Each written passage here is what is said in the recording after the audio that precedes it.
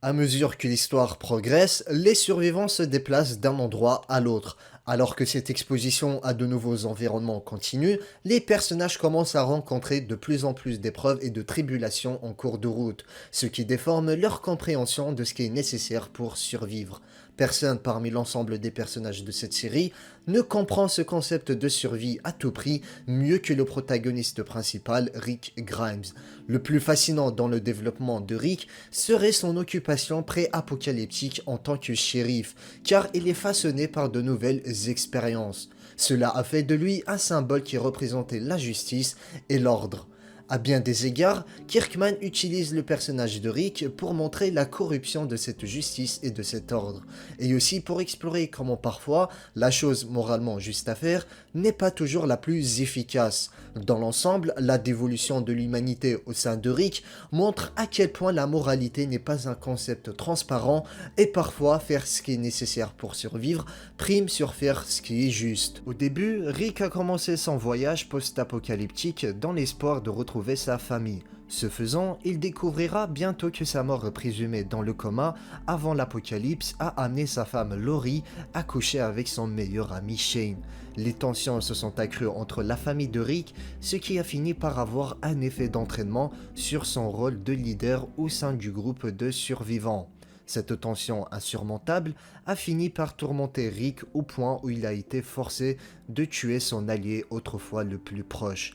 C'est cet acte même qui a déclenché peut-être l'une des transformations de caractère les plus féroces de toute la série. Cette noirceur qui avait été convoquée au sein de Rick a finalement montré sa vilaine tête dans son discours où il a établi son leadership au sein du groupe. Il livre avec insistance la phrase suivante qui a fait frissonner le public. This isn't a democracy anymore.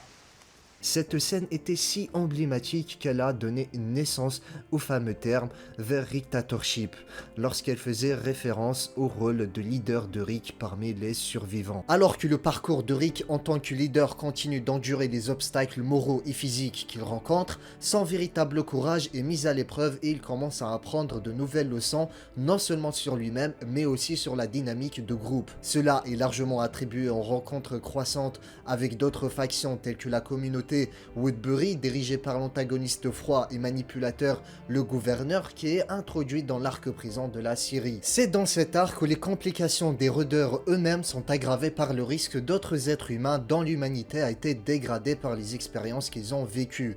D'où le slogan de la série correspondante « Combattez les morts, craignez les vivants ». La spirale de Rick dans la folie dans cette histoire est que l'arc est une composante énorme du personnage qu'il est actuellement, car il est confronté à des circonstances extrêmement éprouvantes.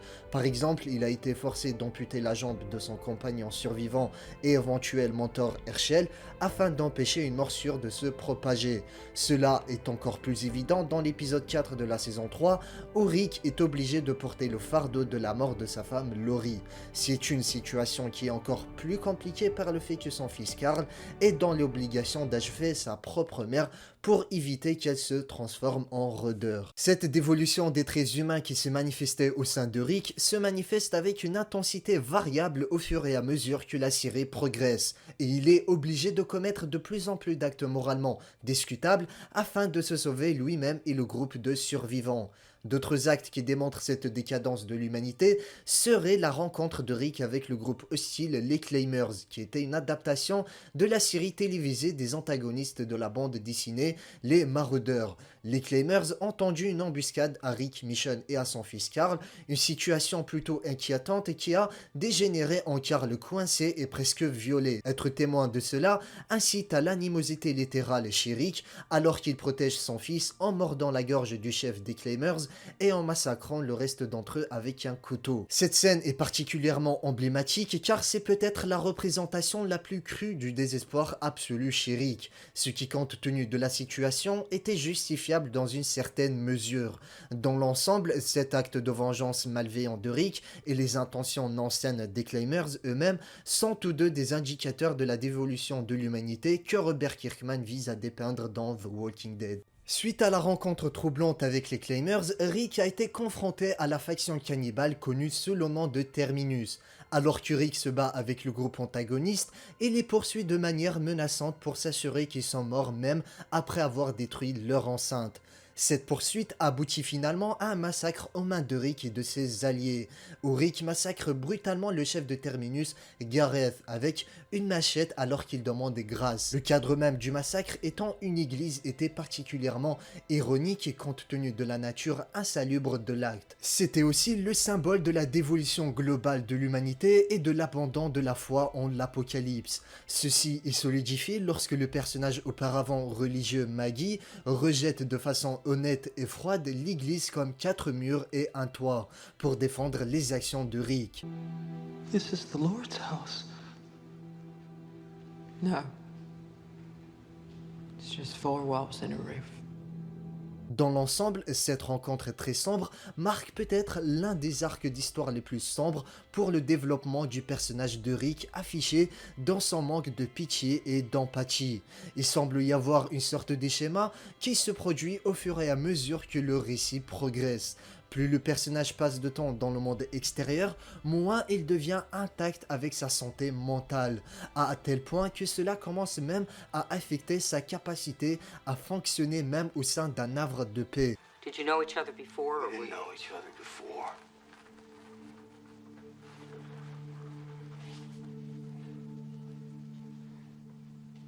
Ce moment déterminant a solidifié la philosophie tordue de Gareth d'être soit le boucher, soit le bétail. Cela soulève finalement la question de savoir si les circonstances de Rick sont un produit du monde apocalyptique lui-même et s'il n'est qu'une toile vierge que Robert Kirkman utilise pour illustrer la corruption de l'humanité. Cependant, à l'autre bout du spectre, Rick peut être considéré comme quelqu'un qui est assez courageux pour faire ce qui est nécessaire pour survivre.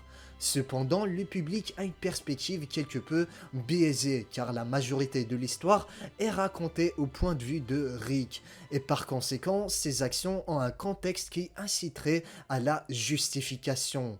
C'est à travers cette dynamique cependant que Kirkman force une certaine dissonance cognitive parmi les téléspectateurs en intensifiant constamment le degré d'absence de remords que montre Rick.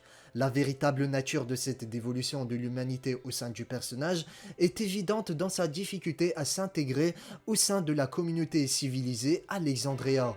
Le degré de cette transformation est évidente dans Rick trouvant des interactions humaines simples comme un dîner difficiles à entreprendre. Cette incapacité à s'assimiler au sein de la communauté a apparemment implosé chez Rick lorsqu'il a découvert qu'un membre d'Alexandria abusait physiquement de sa femme. Il s'est senti alors obligé d'agir, peut-être à cause de son intérêt romantique pour Jessie, la femme de Pete.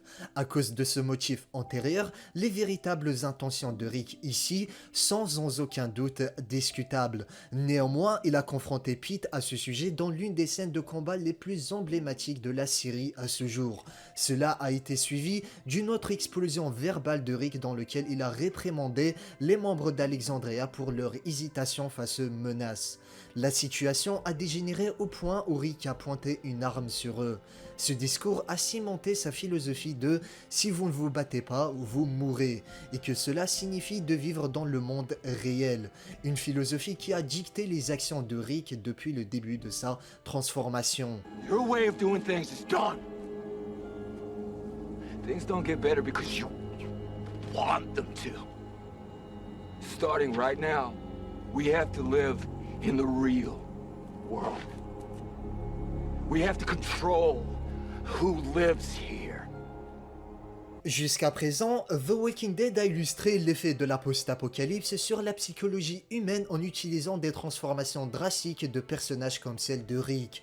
Avec le recul, ces expériences extrêmes n'étaient guère attribuées aux interactions avec les morts-vivants comme elles étaient avec les vivants.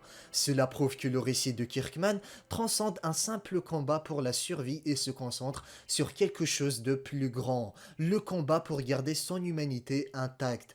Seul le temps dira si Rick est capable de combattre les ténèbres à l'intérieur de lui avant qu'il ne soit trop loin.